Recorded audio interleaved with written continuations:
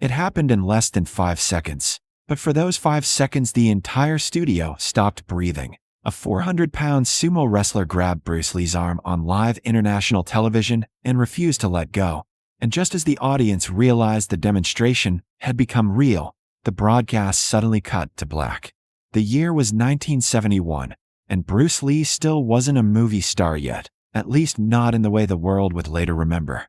He was known in certain circles: stuntmen, fighters, serious martial artists. But to television executives, he was still a curiosity, a small Chinese instructor with bold claims about combat efficiency. That was exactly why the invitation arrived. A Japanese network had partnered with an American broadcast company to produce a special program showcasing different fighting traditions from around the world. Boxers would demonstrate punching power, a judo champion would perform throws, and professional wrestlers would show holds. The producers wanted one final segment, something dramatic, something people would talk about afterward. They called it Speed versus Mass. And for that, they wanted Bruce Lee. He didn't like the idea the moment his manager explained it. Bruce paced across his training floor in Los Angeles, while students quietly pretended not to listen. "They are not inviting me to demonstrate," he said. "They are inviting me to fail." The manager tried to reassure him. It would be controlled. It would be respectful. It would introduce him to millions of viewers across 2 countries at once. Bruce stopped pacing only when he heard the name of the other participant: Kenjiro Daigo. Even in America, Bruce had heard of him. Daigo was a top-division sumo wrestler, over 400 pounds, undefeated in exhibition matches, famous for a grip so strong that opponents said once he seized your arm, escape was impossible. Unlike boxers or karate competitors, sumo wrestlers didn't spar lightly. Their sport was balance, pressure, and domination of space. A man Daigo's size didn't need to punch. He needed only to hold you still. "Will he cooperate?" Bruce asked. The manager hesitated long enough to answer the question without words. Bruce understood immediately. Television loved humiliation, especially contrast. The tiny martial artist versus the national giant. The outcome, from the producer's perspective, was already written. He thought about refusing. He thought about his wife, Linda, and their children. He thought about his small but growing school and the rent due next month. Exposure mattered. Recognition mattered. "I will go," he said finally, "but I will not perform tricks." The studio in Tokyo was larger than he expected, filled with heavy cameras on rolling pedestals and bright overhead lights that erased shadows. He arrived hours early, walking the demonstration area, measuring distance with his eyes, noting how slippery the polished floor felt beneath his shoes. He tested how sound carried in the room. He observed everything. A production assistant, barely older than a college student, lingered nearby nervously. "Mr. Lee," the young man whispered, "Daigo thinks this is a real contest." Bruce turned slowly. "A demonstration can become real at any moment," he said calmly. "That is why demonstrations are dangerous."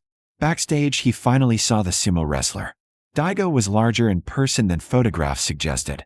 Not merely fat, but massive, a body built to apply crushing pressure. His hands were enormous, fingers thick as wooden pegs. He did not greet Bruce, did not bow, only stared for a moment with mild curiosity, as though studying an unfamiliar animal. Bruce returned the look without hostility. He wasn't offended. Fighters often communicated before words. What he saw was not cruelty, but certainty. Daigo believed size alone settled arguments. Bruce warmed up quietly, stretching wrists and shoulders rather than practicing kicks. Observers noticed this and assumed he was nervous. He wasn't. He was thinking. Sumo grips relied on anchoring weight and locking joints in straight lines. Straight lines could be redirected, but only if you moved first. The host rehearsed introductions loudly, joking with the audience. Everything felt like entertainment. Everything except the silence between the 2 men waiting behind the curtain. Bruce listened to the crowd, hundreds inside the studio, millions beyond the cameras, and realized something important. Nobody there actually understood fighting. They understood spectacle. The announcer called his name. Polite applause followed as he stepped into the light. He answered questions about philosophy, about discipline, about using minimal effort. The audience listened but clearly waited for the real attraction. When the host announced Kenjiro Daigo, the room erupted.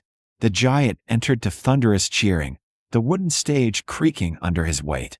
The host explained the segment, a friendly demonstration of how a smaller martial artist could handle a larger opponent. Bruce opened his mouth to explain positioning and timing. He never finished the sentence.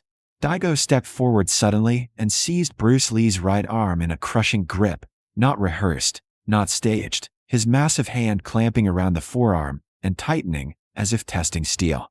The host laughed nervously, thinking it part of the act, but Bruce knew instantly it was not. The pressure increased. His arm stopped moving completely. The audience leaned forward, and in the control booth, a producer reached slowly toward the broadcast switch, unsure whether they were watching television or the beginning of a real fight. The host would later swear the moment lasted forever, but the control room clock proved otherwise. A 400-pound sumo wrestler had Bruce Lee's arm locked in his grip on live television, and the studio realized too late that this was no demonstration. For a second, the audience still believed it was part of a show. They had been promised entertainment, after all. The program was billed as a friendly exchange between fighting styles, a cultural exhibition meant to celebrate tradition, not confrontation. The year was 1971, and Bruce Lee was still walking a thin line between recognition and obscurity. He had students, respect among serious martial artists, and a growing reputation in Hollywood as a trainer, but he did not yet have the authority to refuse every offer. When the international broadcast invitation first came, he knew immediately why they wanted him. Contrast: a small Chinese martial artist standing beside a giant national sports hero. The producers imagined suspense, laughter, maybe a playful struggle. They expected spectacle, not truth. Bruce told his manager he didn't trust the setup. If they want education, they would ask for a lecture, he said quietly. If they want television, they want something else. The manager argued it would introduce him to millions of viewers across America and Japan. The school needed attention. Film opportunities might follow. Bruce remained silent for a long time before agreeing, but he asked one important question. Has the sumo wrestler agreed to cooperate? The manager hesitated. That hesitation told Bruce everything. Still, he boarded the plane. Tokyo greeted him with cold winter air and a studio far larger than any he had worked in before. Cameras the size of furniture rolled across the floor. Technicians adjusted lights that felt as hot as midday sun. Bruce arrived hours early and examined the demonstration space carefully. The polished stage surface concerned him most. Sumo relied on traction and forward pressure. Kung Fu relied on mobility. If he slipped, speed would mean nothing. A nervous production assistant approached him and spoke in a low voice. Daigo thinks he must prove sumo is strongest, the young man said. Bruce nodded once. He was not surprised. Fighters carried pride into every room. Backstage, he finally saw Kenjiro Daigo. The wrestler was immense, not merely heavy but structurally powerful, shoulders like stacked stone, hands larger than Bruce's entire forearm. Daigo did not bow or speak. He studied Bruce with mild amusement, as though the outcome was already decided. Bruce returned the stare calmly. He wasn't angry. Anger slowed thinking. Instead, he analyzed posture, breathing rhythm, and stance width. The man stood square, weight forward, prepared to seize and anchor. That was the nature of sumo. Once contact was made, escape became almost impossible. Bruce stretched his wrists, rolled his shoulders, and breathed slowly. Observers thought he looked tense. In truth, he was simplifying. He knew the only safe moment would be before the grip fully settled. Once pressure locked the joint straight, strength differences would matter. The host introduced the program with cheerful energy, explaining to the audience they would witness how technique could overcome size. Polite applause followed Bruce's entrance. He spoke briefly about efficiency and timing, about ending conflict quickly. Many in the audience listened respectfully, but waited for the larger attraction. Then Daigo entered. The reaction was immediate. Cheers, laughter, excitement. The giant bowed slightly to the audience, then turned toward Bruce. The two men stood less than 6 feet apart, a visual impossibility, 140 pounds against 400. The host asked Bruce to demonstrate how a smaller fighter avoids being grabbed. Bruce began to explain distance and angles. He never finished the explanation. Without warning, Daigo stepped forward and seized Bruce Lee's right arm. The grip closed instantly, thick fingers wrapping around muscle and bone. The pressure was enormous, not violent, but absolute. Bruce felt his arm stop moving completely. The audience laughed at first, assuming choreography. The host smiled uncertainly. Bruce did not smile. He tried a small motion. Nothing. The arm was fixed like iron in concrete. Daigo tightened slightly, testing. The studio atmosphere changed. Viewers leaned forward in their seats. Something was wrong. Bruce realized this was not prideful aggression. It was certainty. The sumo wrestler intended to prove a point before millions watching. In the control booth, producers exchanged worried looks. The cameras continued rolling, capturing every second. Bruce stood still, breathing evenly. Eyes focused not on the wrestler's face, but on the hand itself. Every grip depended on structure. Every structure had a weakness. The problem was time. If he reacted poorly, the situation could escalate into injury on live television. The host began speaking rapidly, attempting to maintain the illusion of a planned demonstration, but his voice shook. Bruce understood the reality now. He was no longer performing. He was solving a problem. The giant's grip tightened one more time, and for the first time the audience noticed Bruce Lee was not acting at all. In the control room, a producer's hand hovered over the broadcast switch, waiting to see what the small martial artist would do next. The producer's hand hovered over the switch because at that moment no one in the control room could predict what was about to happen. A 400-pound sumo wrestler held Bruce Lee's arm in a grip designed to immobilize opponents twice his size, and millions of viewers were still watching. Bruce didn't struggle. That was the first thing witnesses later remembered. He stopped pulling immediately. The audience expected panic, a desperate attempt to break free, but instead he became very still.